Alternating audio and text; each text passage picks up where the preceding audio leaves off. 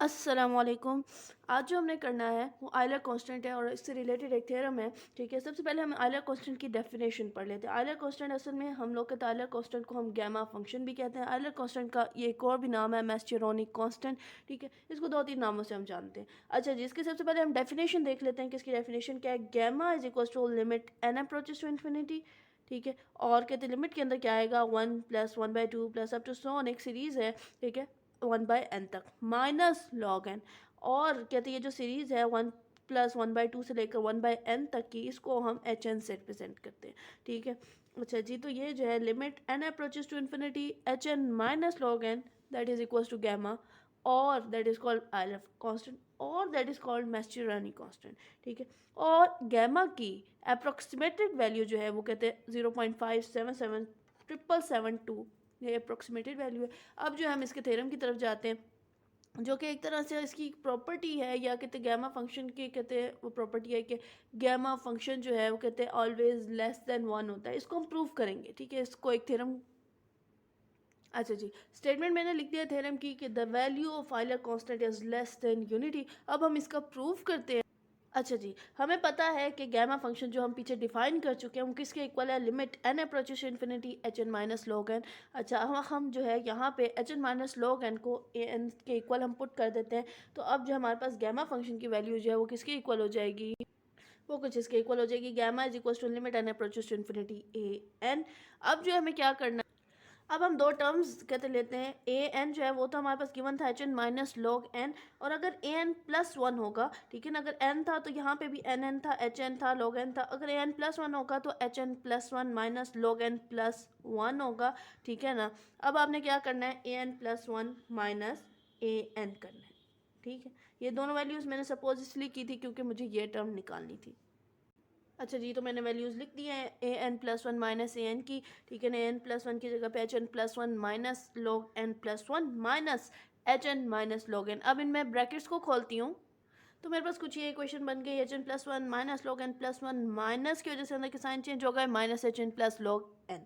अब जब मैं थोड़ा सा इनको रीअरेंज करती हूँ, ठीक है, एच वाली टर्म्स को इकट्ठा कर देती हूँ, लॉग वाली टर्म्स को इकट्ठा कर देती हूँ, और फिर देखती हूँ कि क्या बनता है। जी, तो मैंने इनको रीअरेंज कर दिया है, h n plus one minus h n और plus log n minus log n plus one. अब जो है हम इनकी वैल्यूज़ लिखते हैं, एच एन प्लस वन की वैल्यू लिखते हैं, एच एन की वैल्यू लिखते हैं। और चूंकि इधर लॉग की प्रॉपर्टी लगेगी, अगर दो लॉग आपस में माइनस हो रहे हो तो उनकी वैल्यूज़ जो होती हैं वो क्या हो जाती है, मल्टीप्लाई हो जाती है, सॉरी डिवाइड हो जाती है। ठीक है, अच्छा जी, तो मैंने एच एन प्लस वन और एच एन की वैल्यू लिख दी है इधर, कि एच एन प्लस वन जो होगा वो क्या होगा, हमारे पास जो डेफिनेशन थी, आप उधर जाके दोबारा देखें कि एच एन की क्या वैल्यू थी, अगर आपको याद नहीं आ रही तो एच एन की कहते हैं, मैं तो दोबारा भी बल्कि बता देती हूँ। एच एन जो होता है वो किसके इक्वल होता है, 1 + 1/2 + 1/3 प्लस ये सीरीज़ थी। ठीक है ना, और कहाँ तक जाती, एन था तो 1/n तक जाएगी। ठीक है ना, तो यहाँ पे एन प्लस वन है तो ये 1/n प्लस वन तक जाएगी, और यहाँ पे एच एन है तो ये कहाँ तक जाएगी, 1 से लेकर 1/n तक जाएगी। ठीक है, और चूंकि वो लॉग जो था वो माइनस हो रहा था, वो मैंने आपको पहले बता दिया, वो डिवाइड हो जाएगा। ठीक है, अच्छा जी, तो अब जो है अगर आप देखें तो इस जब आप खोलेंगे, चलो मैं आपको खोल के दे देती हूँ। ठीक है, अच्छा जी, तो मैंने क्या किया, कहते हैं ब्रैकेट्स ओपन कर दिए, 1 से लेकर 1/n+1, आगे माइनस की वजह से सारे साइन चेंज हो जाएंगे, -1 -1/2 up to so on -1/n, तो ये वैल्यूज़ कट हो जाएंगी। ठीक है, तो ये सारी की सारी कट हो जाएंगी, सिर्फ एक वैल्यू बचेगी 1/n+1। और यहाँ पे मैंने लॉग के साथ क्या किया कि मैंने जो है इसमें +1 ऊपर जो है न्यूमिनेटर में n+1 और -1 कर दिया। ठीक है, अच्छा जी, तो आगे मैंने क्या किया, आपके पास इधर जो था सिर्फ 1/n+1 बच गया था, वो लिख दिया, प्लस लॉग n+1। अब मैंने जो n+1 divided by n+1 minus, मतलब कि वो अलग अलग कर दिया। ठीक है ना, तो n+1 जो है कहते हैं n+1 को भी डिवाइड करेगा, n+1 जो है 1 को भी डिवाइड करेगा। अच्छा जी, यहाँ पे जो आपके पास क्या हो जाएगा, कट के 1 आ जाएगा, 1 - 1/n+1। तो क्या मैं इसको डायरेक्ट इस तरह लिख दूँ कि 1 - 1/n+1। ठीक है, अच्छा जी, अब जो है हम लोग इधर कहते हैं लॉग का जो फॉर्मूला है वो अप्लाई करते हैं। अच्छा जी, आपके पास एक लॉग का फॉर्मूला है, लॉग 1 - x जो है वो किसके इक्वल होता है, -x, आपने इसकी सीरीज़ को लिया है, -x - x²/2 -x³/3 minus up to so on. ठीक है, तो अब जो है आपके पास अगर आप देखें तो 1 - 1/n+1 है, तो ये आपके पास क्या है, x है। ठीक है, तो अब जो है इस पे हम लोग यही फॉर्मूला अप्लाई करते हैं और इसको लिखते हैं कि किस तरह से होगा। अच्छा जी, तो मैंने इस पे कहते हैं ये वाला फॉर्मूला अप्लाई कर दिया है, ठीक है ना। तो यहाँ पर आपके पास जो है log 1 माइनस एक्स था, कहते हैं, और एक्स आपके पास क्या था 1/n+1। तो यहाँ पे मैंने कहते हैं सबसे पहले क्या आना था माइनस एक्स, तो मैंने -1/n+1 लिख दिया। फिर आना था -x²/2, तो मैंने लिख दिया -1/2। और कहते हैं वो एक्स स्केयर जो है वो आपके पास क्या होगा 1/n+1 का स्केयर, तो 1/n+1 का स्केयर, तो वो इसी तरह डिवाइडेड बाई n+1 का स्केयर हो जाएगा। इसी तरह -1/3n+1 का cube minus up to so on. अब जो हम इस ब्रैकेट को खोलते हैं और हमें पता चलेगा कि हमारे पास जो है, इसको मैं डायरेक्ट अगर आपके लिए कहते हैं नेक्स्ट स्टेप नहीं करती, डायरेक्ट खोल देती हूँ। आप लोग बेशक नेक्स्ट स्टेप करें, ठीक है ना। चलो मैं कर देती हूँ। यहाँ पर मैंने क्या किया, मैंने उसको ब्रैकेट को खोल दिया, तो ये जो है हमारे पास अब क्या होगा, ये एडिशन है, प्लस है, तो इसकी वजह से अंदर कोई साइन चेंज नहीं होंगे। तो 1/n+1 -1/n+1 कट जाएंगे, आपके पास पीछे ये टर्म्स बचेंगी, 1/2n+1 का स्क्वायर -1/3n+1 का cube minus up to so on.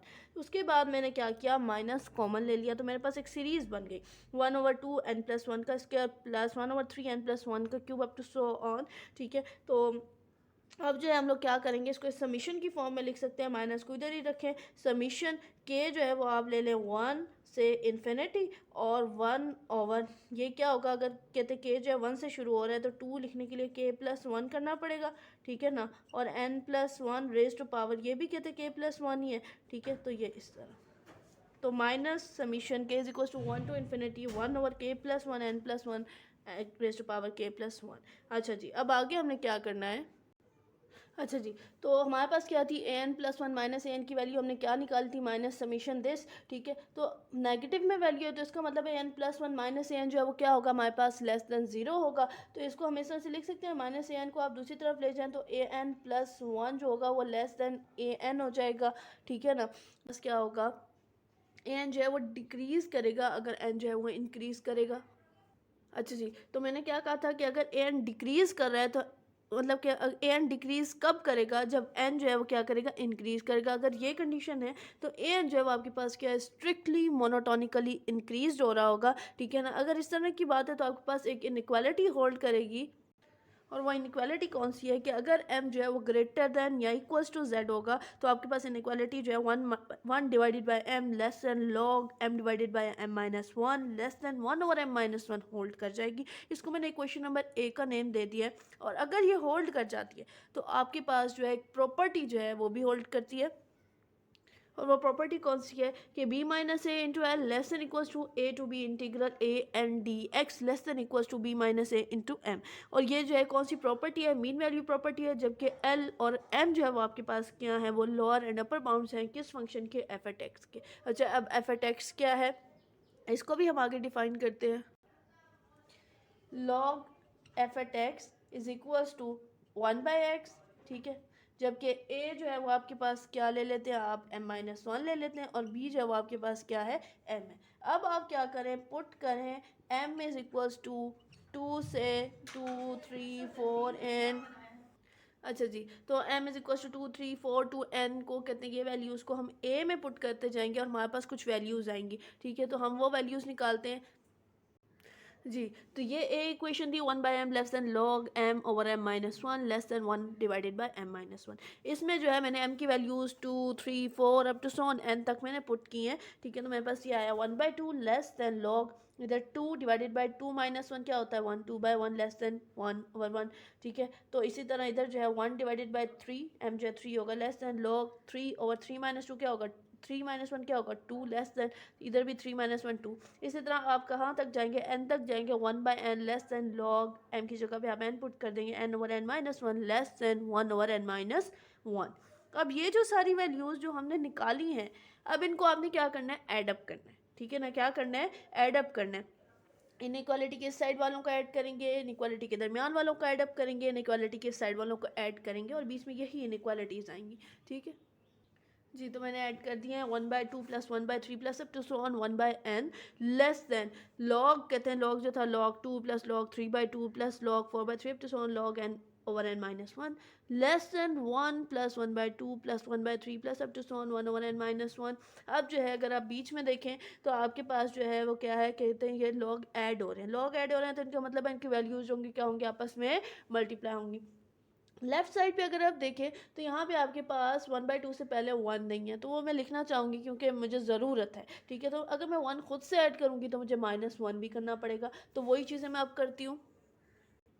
जी, तो मैंने लिख दिया है इधर 1 प्लस कहते हैं इसमें मैंने 1 ऐड कर दिया, 1 खुद से ऐड किया तो मैंने -1 भी किया है, लेस दैन लॉग। अब जो है ये लॉग वाले ये वैल्यूज़ को मैंने मल्टीप्लाई कर दिया, 2 2 से कटेगा, 3 3 से कटेगा, 4 जो है अपनी अगली टर्म से कटेगा, n-1 अपनी पिछली टर्म से कटेगा, यहाँ पे सिर्फ एक टर्म बच जाएगी n, ठीक है? और दूसरी बात, यहाँ पे अगर आपको याद आए तो गामा फंक्शन में जब हमने कहते हैं डिफ़ाइन किया था गामा फंक्शन को, तो वहाँ पे हमने hn को डिफ़ाइन किया था और एच एन जो था वो आपके पास किसके इक्वल था, 1 plus 1/2 plus 1/3 plus up to so on कहाँ तक जा था, n था तो 1/n तक जाएगा, ठीक है? तो अगर n+1 होगा तो 1/n+1 तक जाएगा, अगर n-1 होगा तो 1/n-1 तक जाएगा। तो ये वाली जो वैल्यू है 1 से लेकर 1/n तक ये जो सीरीज़ है ये किसके इक्वल होगी, एच एन के इक्वल होगी। और ये वाली जो वैल्यू है 1 से लेकर 1/n-1 तक, ये n-1 तक जा रहा है तो ये hn-1 तक जाएगा, ठीक है ना? तो ये चीज़ मैं लिख दे जी, तो मैंने लिख दिया ये hn-1, ठीक है ना? hn में से 1 माइनस करेंगे, लेस देन इधर n बच गया था log n less than hn-1, ठीक है ना? ये दूसरा कहते सब्सक्रिप्ट में आएगा -1। अच्छा जी, तो मैं लेफ़्ट साइड से कहते हैं एच एन को ख़त्म करना चाह रही हूँ, तो ये ऐड हो रहा है तो मैं हर जगह पे क्या कर दूँगी, सब्ट्रैक्ट कर दूँगी एच एन को। तो मैंने इधर से एच एन को सब्ट्रैक्ट किया, यहाँ पे एच एन लॉग कहते हैं यहाँ पे एच एन जो ख़त्म हो गया, -1 less than log n minus h n less than h n -1 minus h n. अच्छा जी, अब मैं क्या करती हूँ, मुझे चाहिए कि मैं लेफ़्ट साइड से माइनस को ख़त्म कर दूँ, तो उसको भी मैं ख़त्म करती हूँ। अच्छा जी, तो मैं जो हूँ कहते हैं माइनस को मल्टीप्लाई किया तो एक तो इनइक्वालिटी का साइन चेंज हो जाएगा, ठीक है ना? पहले लेस देन था, अब ग्रेटर देन हो जाएगा 1। यहाँ पे कहते हैं log n minus h n था, तो अब जो है h n minus log n यानी कि log n के साथ माइनस आ जाएगी, ये तो आपको समझ आ रही होगी, greater than h n minus 1, ठीक है? अच्छा जी, आगे मैं क्या करती हूँ, आप जो है eight the start of the proof में आपने एक चीज़ सपोज की थी कि ए एन जो है वो किसके इक्वल है, h n minus log n के, ठीक है ना? तो इसको तो मैं ए एन ले लेती हूँ, इस ग्रेटर देन इधर तो 1 ही रहेगा, इस ग्रेटर देन यहाँ पे आपके पास क्या होगा, एच एन माइनस 1, इधर जो है मैं पहले एच एन की वैल्यू लिखती हूँ और फिर एच एन-1 की वैल्यू लिखती हूँ, उनको सब्ट्रैक्ट करके देखती हूँ कि इधर क्या बचेगा मेरे पास।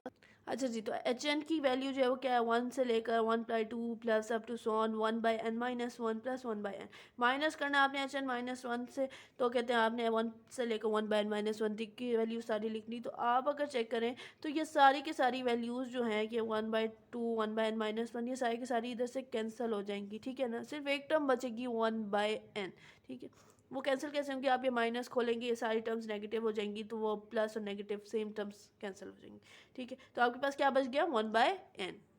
उसके बाद मैंने क्या किया, मैंने लिमिट अप्लाई कर दी इस सब पे, limit n approaches to infinity मैंने अप्लाई कर दिया। अगर लिमिट जो है कहते हैं 1 पे अप्लाई होगी तो क्या आंसर आएगा, ये भी हम निकालते हैं, ठीक है?